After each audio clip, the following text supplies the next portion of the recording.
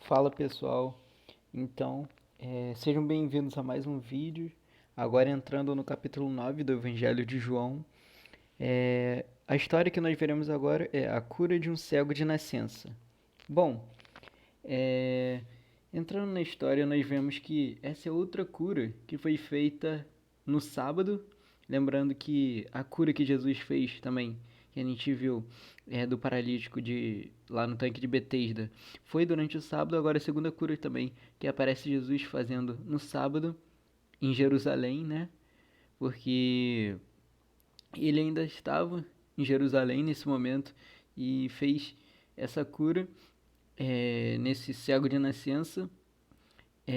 Algo que é importante mencionar é que um tanque que vai ser mencionado, chamado Tanque de Siloé, ele é um reservatório de água, né? Localizado em Jerusalém, no lado sul do templo. Ou seja, ele ficava localizado no lado sul do templo de Jerusalém e a leste, sudeste, mais ou menos, da cidade.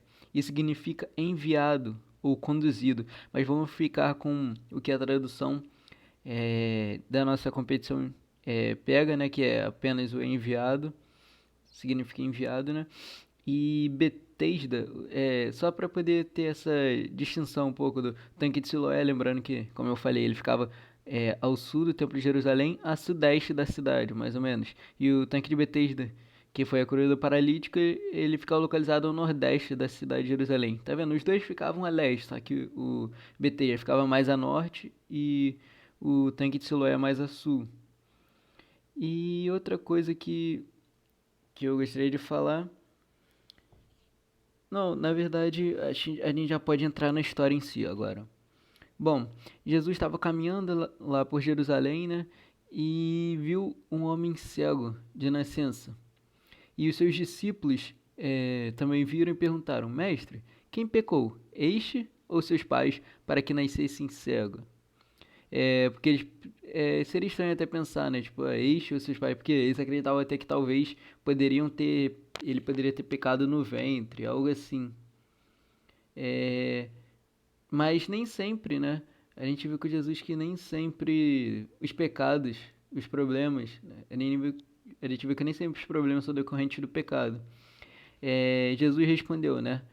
Nem ele pecou, nem seus pais, mas foi para que se manifestem nele as obras de Deus. Então Jesus estava falando que não foi por causa do pecado dele que ele nasceu com esse problema, mas sim para que se manifestasse nele as obras de Deus.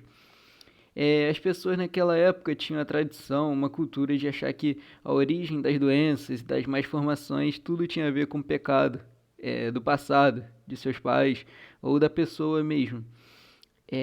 Isso a gente vai conseguir enxergar até uma parte de cegueira física desse cego, por exemplo, versus a cegueira espiritual, demonstrada pelas pessoas que o conheciam e até mesmo pelos fariseus também. Bom, como eu estava falando, nem sempre os problemas são decorrentes do pecado. E a gente não deve fazer igual os discípulos fizeram por julgar, né? Porque às vezes as dificuldades elas servem para que o nome de Deus seja glorificado. Porque imagina, sem esse cego de nascença, não haveria essa história, entendeu? Não haveria essa dificuldade para que pudesse ser superada e que Jesus pudesse curá-lo. Então, o nome de Deus foi glorificado através dessa cura. E também, às vezes, o problema é apenas também para a nossa bênção. Porque talvez se o homem cego não se encontrasse cego naquele momento e não fosse daquela forma, talvez ele não experimentasse o poder do Mestre Jesus, né? Talvez ele não tivesse a experiência que ele teve com Jesus e com Deus. Bom, então, sobre essa parte era isso. É, Agora, ainda é dito, Jesus ainda diz que é necessário que façamos, né, as obras daquele que me enviou, ou seja, das obras de Deus, enquanto é dia. Então é necessário fazer as obras de Deus enquanto é dia, porque a noite vem, quando ninguém pode trabalhar. Bom, isso tem dois significados, né? Um em relação a ele mesmo e outro em relação a nós. Em relação a ele mesmo, ele estava querendo dizer, né, que enquanto ele estivesse aqui na Terra fazendo a obra do Pai, ele estaria fazendo, porém ia chegar aquele momento, né, que ele seria entregue, que os pecados seriam lançados sobre ele, aí ele estaria com nossos pecados e estaria, digamos assim, em trevas. E depois daquele momento ele morreria, né? Ressuscitaria e teria que ascender aos céus novamente. E meio que era o fim do ministério, né? Que ele estava se referindo. Então, ele iria fazer as obras enquanto era dia. Em relação a nós, é porque enquanto nós temos o Espírito Santo derramado sobre nós, nós podemos fazer as obras de Deus. Mas depois do arrebatamento, digamos assim, nós não vamos ter essa chance, né? Porque o Espírito de Deus não vai estar derramado mais sobre as pessoas. Nós não vamos ter essa chance de utilizar nossos dons a serviço de Deus. Nós já vamos ter subido.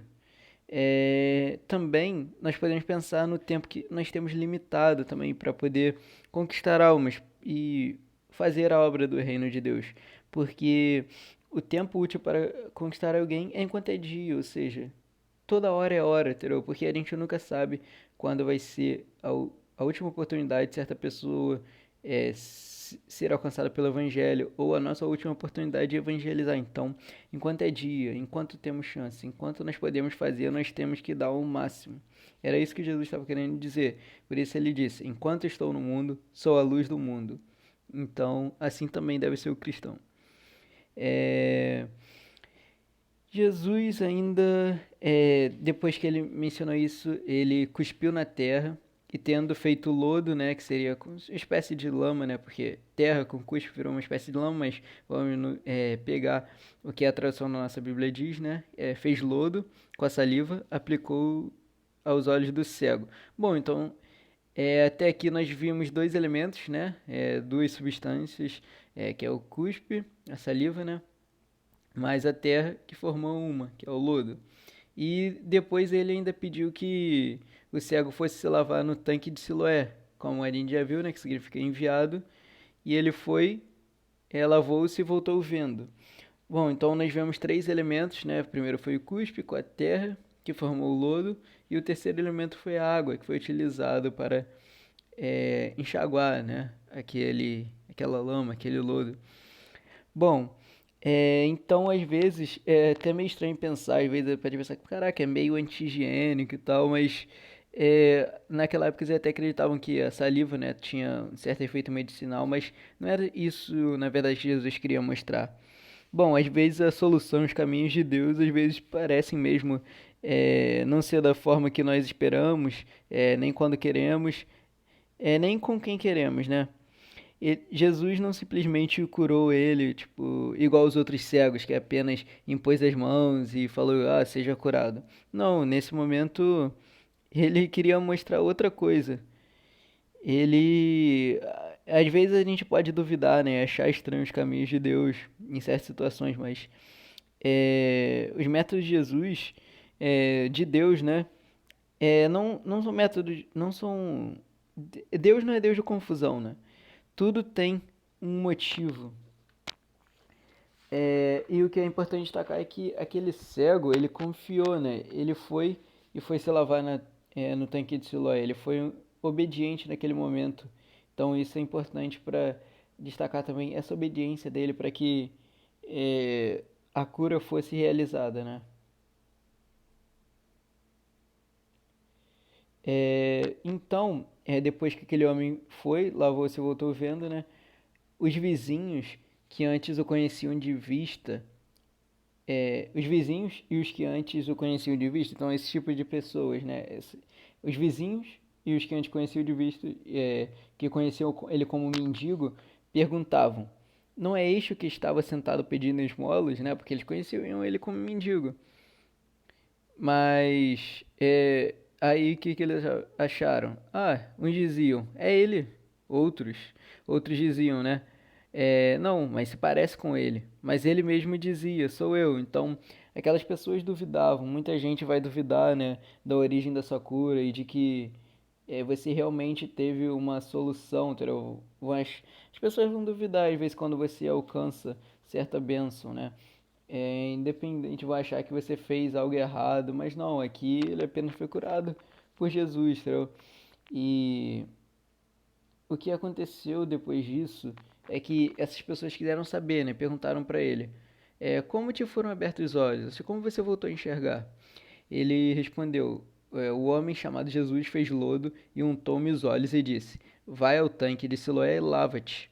Então fui, lavei-me e estou vendo. Então ele só explicou, né, o que Jesus tinha feito e disseram-lhe, onde está ele? Porém, naquele momento ele não sabia para onde Jesus tinha ido, né? Normal, porque ele foi lavar os olhos no tanque de Siloé, mas ele não sabia dizer, entendeu? Onde que ele estava mais. É, algo que eu acho interessante destacar sobre aquele método de cura de Jesus, nós podemos interpretar da seguinte forma. O cuspe, ele pode representar, né, a palavra de Deus, a palavra de Deus que é Jesus, né, que são a mesma palavra. Essa palavra de Jesus, que é a palavra de Deus, mais a terra, que é a fraqueza do homem. Quando essa palavra de Deus, a palavra de Jesus encontra a fraqueza do homem, que é a terra, ele é levado a poder ir para o tanque de Siloé, ou seja, ele é direcionado para poder ir para o enviado, ou seja, para o Jesus, o próprio enviado de Deus para salvar o mundo, o caminho, a verdade e a vida. Bom, então algo que eu também gostaria de dizer importante sobre isso é que ele utilizou essa água, né? Que água muitas vezes é símbolo da vida, símbolo da limpeza, para que pudesse se lavar, né, da visão humana e pudesse ter uma, digamos assim, simbolizando uma visão espiritual agora. É, então, pessoal, até esse momento é isso. Então, vamos para o próximo vídeo. Valeu!